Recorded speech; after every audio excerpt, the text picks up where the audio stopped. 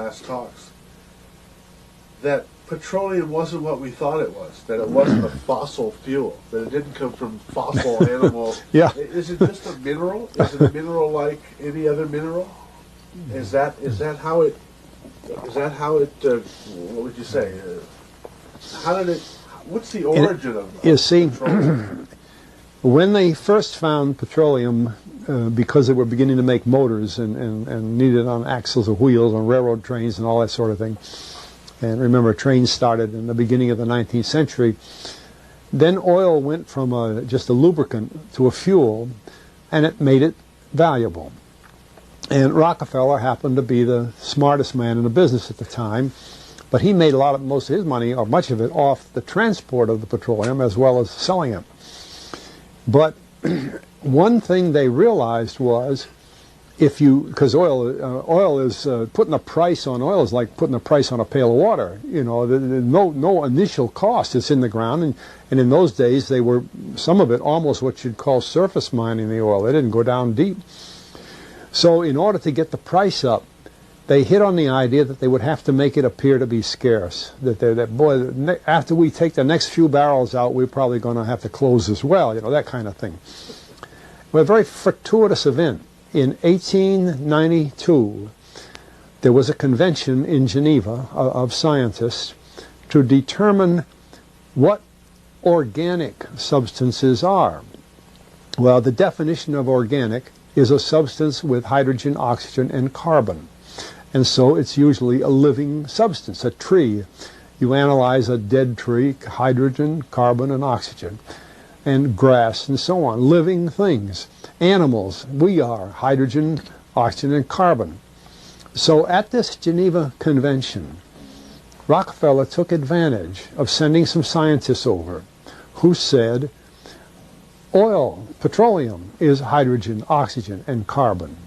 Therefore, it must be derived from the spoiling, the rotting of formerly living matter. And playing the game properly, when this scientific convention was over, they defined oil as the residue from formerly living matter. Well, that makes it a fossil fuel. I don't know why they decided to use the word fossil, but it says formerly living matter is fossil.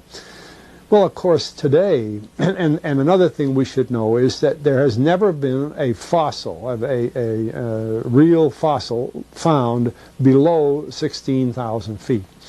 And you can't argue at 16,000 as a level line because someplace the ground sinks and so on. But 16 is what the scientists say, 16,000.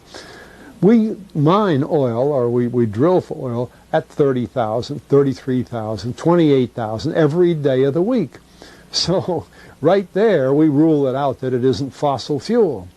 It's called fossil fuel for the minds of the public to feel that it is an asset that is running out, being depleted. We talk about depletion allowance, which is a lot of, you know. And actually, if you know the world's oil supply, you know that it is not going to run out for an awfully long time. It is the second most prevalent liquid on Earth. And we haven't begun to dig. Well, with all that background, you see, the people in charge of the petroleum business, for perfectly reasonable business things, like any other man in the business, wants to keep his price as high as he can get away with. And the way to do is just say, well, there's no more. The last barrel is going to cost $1,000, and then it's all done. And they preach that stuff. What bothers me is that in geology books, it's in there. The geologists say it's a fossil fuel. Somehow they've been bought. I mean, I went to a 4-year federal staff energy seminar run by the government of the United States during the so-called energy crisis. I was the participant that represented the railroad industry. The airline industry was there. Every AA, administrative assistant of senators and congressmen, was there. The CIA was there, the Defense Department was there, the State Department was there. Sometimes sitting right in front of me in the row would be Henry Kissinger with his friend, the head of Department of Defense, It's too bad I can't put the names with them. But anyway, people like that, top men in the government, sitting there listening to the Federal Staff Energy Seminar. Well, what this was doing is for 4 years, they were teaching a propaganda line to the leading people in this country, and therefore to the leading people in the world, when you include the Schlesingers, Kissinger and Schlesinger, among others. And the object of it was, as Kissinger used in his own terms when it was time for him to speak, to create a world price for oil. In other words, not 30 cents a gallon here and 90 cents a gallon there, but let's get a world price. That's their goal, and they're trying to do that for wheat and everything else.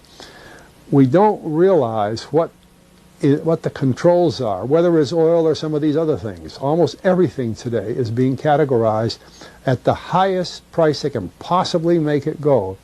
And so calling petroleum a fossil fuel is the basis for this system with respect to petroleum.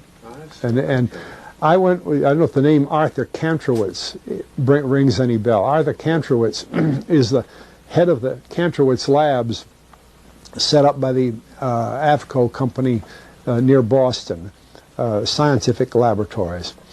And a great man in the scientific world. And Kantrowitz and I were sitting at a table at this seminar once, and the table happened to be all young college grad, PhD geologists. And so just to get a conversation started, I turned to Kantrowitz and I said, Arthur, what do you think about this foolishness of these speakers talking about fossil fuel? And it was kind of put up. He started laughing.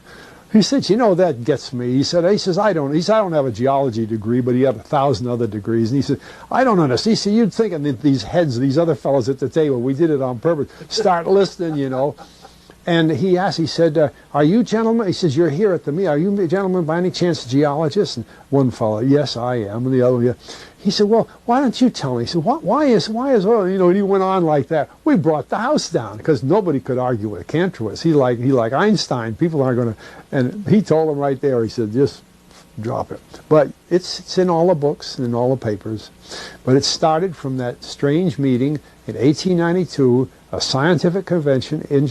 I have a big, thick scientific encyclopedia put out by the Die Van Oosteren Company that's about 15 years old now, but it has the whole story of the conference. It doesn't have the Rockefeller part, but it has the whole story of how they straightened out organic chemicals and how it was all figured, and they've got petroleum right in there.